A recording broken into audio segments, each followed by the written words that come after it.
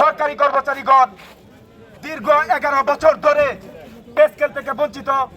সম্প্রতি সময়ে জাতীয় পে কমিশন তাদের রিপোর্ট প্রকাশ করেছে।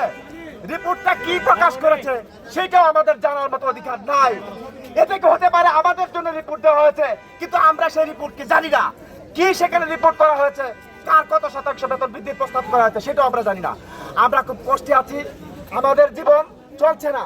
এই মুহূর্তে আমাদের একটি পে স্কেল দরকার, কিন্তু আমাদের জ্বালানি উপদেষ্টা মহোদয় কি বললেন যে বর্তমান অন্তর্বর্তী সরকারের আমলে পে স্কেল দেওয়া সম্ভব নয়। এইটাই আমাদের আগুনের জ্বালা ধরিয়ে দিয়েছে সকল সরকারি কর্মচারীর মাঝখানে।